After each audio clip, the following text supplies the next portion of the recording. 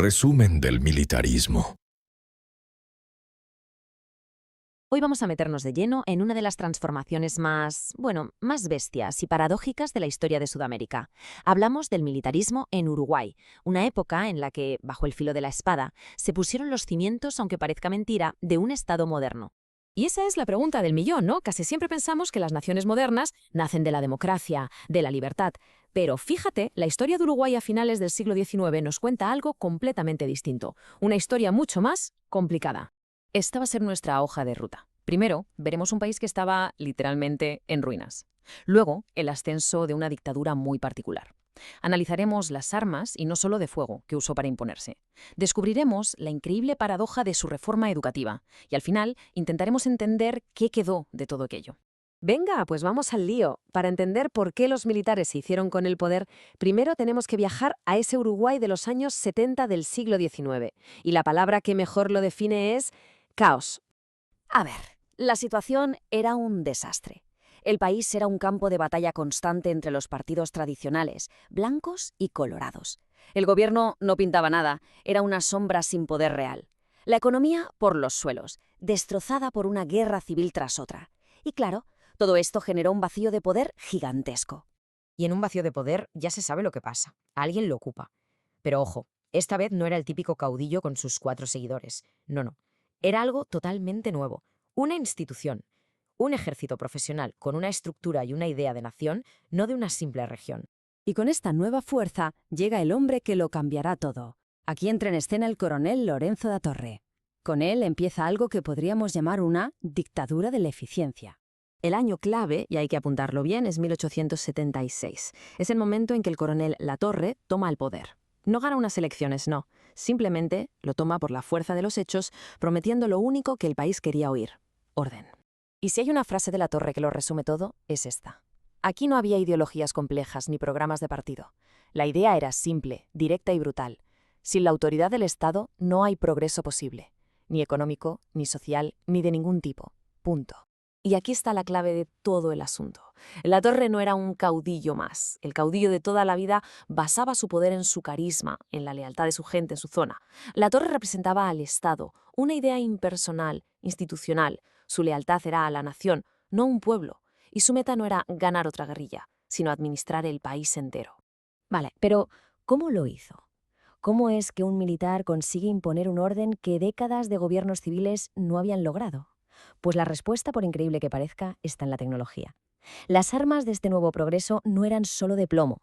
Fueron 3 innovaciones que cambiaron las reglas del juego para siempre. Por un lado, la potencia de fuego del fusil Remington. Por otro, la velocidad del telégrafo y el tren. Y finalmente, algo tan simple, pero tan revolucionario, como el alambre de espino. Primero, la fuerza bruta. El fusil Remington era un arma de repetición, precisa, mortal.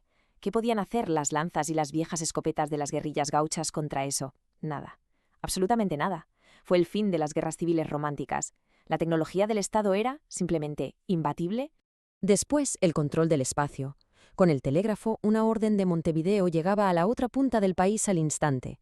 Con el ferrocarril, las tropas se plantaban en cualquier foco de rebelión en cuestión de horas. De repente, Uruguay se hizo pequeño. El poder central podía, por primera vez, estar en todas partes.